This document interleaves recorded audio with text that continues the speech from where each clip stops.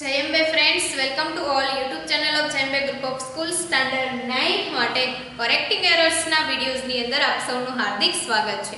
હવે વિદ્યાર્થી મિત્રો, તમને એક્ઝામની અંદર કરેક્ટિંગ એરર્સ જે છે, કરેક્ટિંગ વર્ડ્સ જે છે એનો તમને એક્ઝામમાં પૂછતા હોય છે. હવે તમને 4 માર્ક્સની અંદર વિદ્યાર્થી મિત્રો સમગ્ર વ્યાકરણના મુદ્દાને આવરી લેતો એકાએક એવો ટોપિક છે કે જેની અંદર તમારે જે અંડરલાઈન કરેલો વર્ડ જે છે એ તમારો રોંગ છે, એને તમારે સાચો લખવાનો છે. મતલબ કરેક્ટિંગ વર્ડ્સ સ્વરૂપે તમારે લખવાનો છે. તો વિદ્યાર્થી મિત્રો, 4 માર્કના સવાલની વાત જ્યારે હોય તો 4 માર્ક્સની અંદર આપણે 7 મુદ્દા આપણી સમક્ષ એવા છે કે જેને આપણે ધ્યાનમાં રાખી અને સ્ટેપ બાય સ્ટેપ આની અંદર આવી એરર્સ હોય તો એનું કરેક્ટિંગ આ રીતે થાય એ બાબતને ધ્યાનમાં રાખવાની છે. તેમાં સૌથી પહેલું છે મિત્રો આર્ટિકલ્સ. આર્ટિકલ્સ એટલે શું આપણને ખબર છે, ઉપપદ, જે આપણે an અને ધના સ્વરૂપની અંદર ઓળખીએ છીએ. બીજી વાત છે ઇનડિફાઇન્ડ પ્રોનાઉન્સ, કે જેને આપણે શું કહીએ છીએ તો કે અનિશ્ચિત સર્વનામો. બરાબર, અનિશ્ચિત સર્વનામો. ત્યારબાદ છે રિલેટિવ એડવર્બ. રિલેટિવ એડવર્બ્સ ને આપણે શું કહીએ છીએ તો કે સંબંધક સર્વનામો.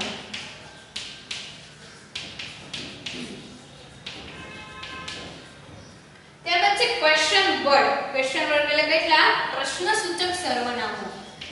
પ્રશ્નસૂચક સર્વનામો.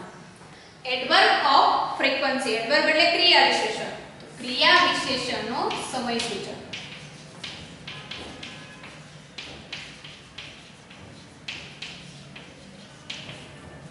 ત્યારબાદ છે ફ્રેઝ પ્રિપોઝિશન.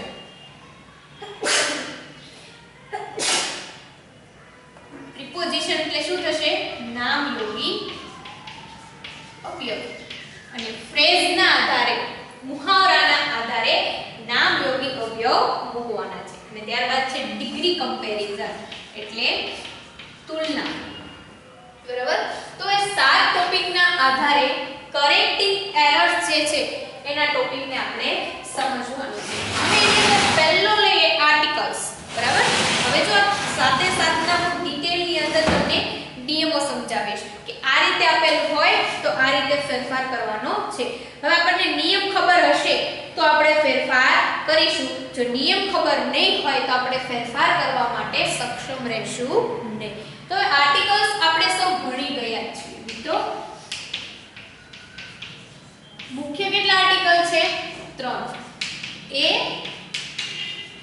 n અને ધ. બરાબર છે. હવે a, n અને ધ જ્યારે તમે વાપરો છો ત્યારે તમારે ધ્યાનમાં શું રાખવાનું છે તો કે એ આર્ટિકલ વ્યંજન ઉચ્ચાર ધરાવતા એકવચન. એ આર્ટિકલ ક્યારે આવે તો કે વ્યંજન ઉચ્ચાર ધરાવતા એકવચન નામ સાથે. શું આવે છે તો કે એ આર્ટિકલ. હવે n ક્યારે આવશે તો કે સ્વર ઉચ્ચાર ધરાવતા. હવે જો સ્વરનો ઉચ્ચાર ધરાવતા એકવચન નામ આગળ શું આવે છે તો કે n આર્ટિકલ. અને ધ ક્યારે વપરાય છે મિત્રો તો કે ધને તમારે બહુવચનના નામ આગળ કે નિશ્ચિત વ્યક્તિ કોઈ હોય ક્યારે વપરાશે? બહુવચનના નામ સાથે, અથવા તો કોઈ નિશ્ચિત વ્યક્તિ આપેલું છે, કોઈ નિશ્ચિત સ્થળ આપેલું છે, અથવા તો કોઈ નિશ્ચિત વસ્તુ જે આપેલી છે એને દર્શાવવા માટે. બરાબર છે. તો હવે વાત કરીએ કે આપણને ખબર પડી કે a and the ક્યારે વપરાય છે. હવે વિદ્યાર્થી મિત્રો, ઘણીવાર અંગ્રેજી બોલવામાં કે લખવામાં આપણે ખાસ ભૂલ કરતા હોઈએ છીએ કે જેની અંદર a આર્ટિકલ આપેલો છે.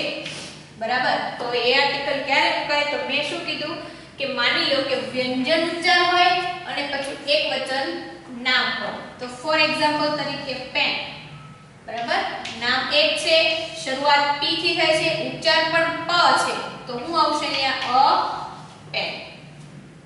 બરાબર છે. ફોર એક્ઝામ્પલ તરીકે અ ગ્લાસ. સમજાય છે? જેનો ઉચ્ચાર કરો ત્યારે તમારે ધ્યાન રાખવાનું છે કે વ્યંજનથી ચાલુ થતો હોવો જોઈએ. બરાબર, તો એની માટે અ આર્ટિકલ વપરાય છે. પણ હવે ધ્યાન રાખવાનું છે શું? તો કે જો સ્પેલિંગ સ્વર અક્ષરથી શરૂ થતો હોય અને ઉચ્ચાર વ્યંજન થતો હોય તો એ આર્ટિકલ વપરાય. ફોર એક્ઝામ્પલ તરીકે અ વન લેગ મેન. હવે તમને એમ થશે અહીંયા અ લગાડ્યું તો અહીંયા વન ઓ હું છે? વ્યંજન છે, પણ લખાય શું? વન. બરાબર, તો વનો ઉચ્ચાર શું છે? વ્યંજન છે ને, તો અ વન લેગ મેન. સમજાય છે? ફોર એક્ઝામ્પલ તરીકે અ યુનિવર્સિટી. યુનિવર્સિટીનો યુ સ્વર છે પણ વંચાય યુ, એટલે એ શેમાં આવશે? અ યુનિવર્સિટીમાં. બરાબર છે? એટલે ઉચ્ચારને ખાસ ધ્યાનમાં રાખવાનો છે. ખ્યાલ આવી ગયો? તો આ વાત થઈ એ આર્ટિકલ. એ આર્ટિકલની અંદર ઉચ્ચારને મહત્વ આપશો તો જ તમારે આર્ટિકલ ક્યાં મૂકો એકવચનના નામ સાથે તમારું ક્લિયર થશે. હવે વાત કરીએ એન આર્ટિકલ. તો એન આર્ટિકલની વાત આપણે શું કરી? તો કે શેનો ઉચ્ચાર થતો હોય? સ્વરનો ઉચ્ચાર થતો હોય. સ્વરના ઉચ્ચાર સાથે ને એમાં પણ નામ કેવું હશે? એકવચનનું નામ. બરાબર, એકવચનના નામની સાથે તમારે મૂકવાનું છે. તો ફોર એક્ઝામ્પલ તરીકે સ્વર લખો છો. હવે અહીંયા મેં s થી બસ લખ્યું છે. હવે તમને એમ થાય s ઈ શેમાં આવે? વ્યંજનમાં આવે ને, પણ હું એનો ઉચ્ચાર હું કરું છું? s. તો આ જે આવ્યો s, એમાં આગળ શું આવ્યું? મારું પ્રોનાઉન્સિએશન a. તો a પ્રોનાઉન્સિએશન આવે એટલે હું શું લખી શકું? nst બસ. બરાબર, આ ખાસ ધ્યાનમાં રાખજો. અહીંયા પણ એ પ્રમાણે જ છે. મેં અહીંયા વન લખ્યું છે પણ મારો વ આગળનો જે છે એ શું છે? વ્યંજન છે, એટલા માટે અહીંયા એ આર્ટિકલ લખ્યું. અહીંયા st લખું છું. આ s સ્વર નથી, s શું છે? વ્યંજન છે, પણ જ્યારે હું ઉચ્ચાર કરું છું ત્યારે હું અ કરું છું. અને આપણા સ્વર કયા કયા છે? a e i o u. અને ગુજરાતીમાં અ આ ઈ આ જે તમામ છે તો એની અંદર અ જે છે એ મારો શું આવ્યો? તો સ્વર આવ્યો. સમજાય છે? હવે ફોર એક્ઝામ્પલ તરીકે હું લખું છું ઓનેસ્ટ પર્સન. હવે જો અહીંયા h છે, h વ્યંજન છે, પણ આનો ઉચ્ચાર ખરેખર શું થાય? h સાયલેન્ટ વર્ડ છે. કેવો વર્ડ છે? Silent word. એટલે હું શું બોલું? Honest person. તો અહીંયા શું આવ્યું? મારો ઓ. તો ઓ જે છે એના લીધે હું અહીંયા શું મૂકી શકું? An honest person. બરાબર, તો આ રીતે એ એન જે છે એ આર્ટિકલ તમારે મૂકવાનું છે. એટલે તમારે ધ્યાનમાં રાખવાનું છે.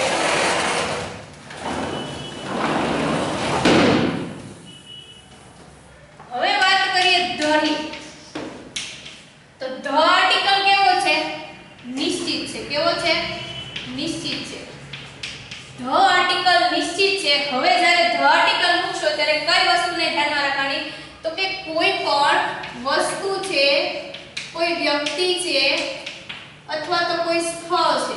બરાબર, તો હવે એ પહેલો નિયમ છે કે એક જ હોય. કોઈ વસ્તુ એક જ છે. ફોર એક્ઝામ્પલ તરીકે મૂન. દુનિયાની અંદર કેટલી વસ્તુ છે? તો એક જ. તો આની આગળ હું શું લગાડીશ? The moon. બરાબર, એ જ રીતે ધ સન. હવે આ બંને વસ્તુ એવી છે કે જે એક જ વસ્તુ તરીકેનું પૃથ્વી ઉપર સ્થાન ધરાવે છે. બરાબર, જે કેવું છે? નિશ્ચિત છે. બીજા નિયમની વાત કરું તો બીજો નિયમ શું છે? મારી લો કે મારે કોઈ સમૂહ દર્શાવવો છે. બરાબર, સમૂહ દર્શાવવા માટે તો ફોર એક્ઝામ્પલ તરીકે તમને એમ થશે કે અહીંયા મેં ડોગ લખ્યું છે. તો ડોગ એટલે કૂતરો થાય, પણ મારે કૂતરાનો આખો સમૂહ દર્શાવવો છે, કૂતરાની આખી જાતિ દર્શાવવી છે, તો હું શું લખીશ? The dog. તો ન્યા મારે અ ડોગ તરીકેનો ઉલ્લેખ કરું તો હંમેશા મારું રોંગ સાબિત થશે. બરાબર, ફોર એક્ઝામ્પલ ત્રીજો નિયમ જોઈએ કે તમારે કોઈ નદી આપેલી છે, કોઈ પર્વતમાળા છે, કોઈ શિખરો આપેલા છે, તો એ બધાની આગળ હું કયું લગાડીશ? ધ. ફોર એક્ઝામ્પલ તરીકે હું ગંગાની વાત કરું છું તો તમને એમ થશે ગંગાનો જી ઈ મારો વ્યંજન છે, તો હું અહીંયા અગંગા લગાડીશ, તો એ તમારું રોંગ સાબિત થશે. શા માટે? કારણ કે નદી, પર્વતમાળા અને શિખરો એ બધા જ માટે મારે ધ આર્ટિકલ નિશ્ચિતનો ઉપયોગ કરવો પડે. એટલે હું હંમેશા એવું જ બોલું છું, the Ganga is the most longest river in the India. બરાબર? તો આ જે ગંગા જે છે એની માટે મારે ધ આર્ટિકલનો ઉપયોગ કરવો પડે છે. પર્વતમાળા કોઈ પણ લો તો પર્વતમાળામાં માઉન્ટ આબુનું નામ લઈશ અથવા તો માઉન્ટ એવરેસ્ટનું નામ લો તો એની આગળ પણ મારે શું આર્ટિકલ લગાડવો પડશે? The mount Abu. બરાબર છે? શિખરોમાં પણ ગમે એનું નામ લો, ફોર એક્ઝામ્પલ તરીકે કાંચનજંગા, તો એની આગળ પણ મારે શેનો આર્ટિકલ લગાડવાનો છે? ધ. ધ આર્ટિકલ માટેના આ બધા નિયમો છે કે જેની આગળ તમારે ઓન્લી ધ આર્ટિકલ જ લગાવ. હવે એક વસ્તુ ધ્યાનમાં રાખવાની છે, ડિગ્રી. બરાબર? તમારી ત્રીજી ડિગ્રી છે કઈ? સુપરલેટિવ. સુપરલેટિવ ડિગ્રીની આગળ હંમેશા ધ લાગે. ધ પછી તમને જે વિશેષણ આપેલું હશે એ વિશેષણ પ્લસ ઈએસટી પ્રત્યય લાગેલો હોય. ફોર એક્ઝામ્પલ તરીકે મારું વિશેષણ છે લોંગ. બરાબર? તો લોંગ ની આગળ સુપરલેટિવ ડિગ્રી છે એટલે ધ લાગશે. લોંગ જે છે એની માટે મારે શું લગાડવાનું છે? ઈએસટી પ્રત્યય. તો મારું વાક્ય શું બનશે? The longest. બરાબર છે? ફોર એક્ઝામ્પલ તરીકે લખું Mahesh is the longest boy in the class.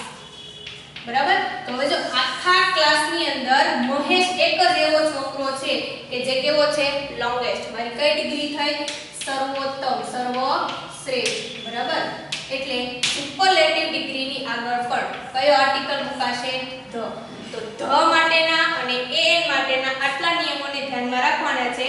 હવે બીજો નિયમ જે છે આપણો ઇનડિફાઇન્ડ પ્રોનાઉન્સ એટલે કે જે અનિશ્ચિત સર્વનામો છે એના વિશેની ચર્ચા પછીના વિડિયોની અંદર કરીશું.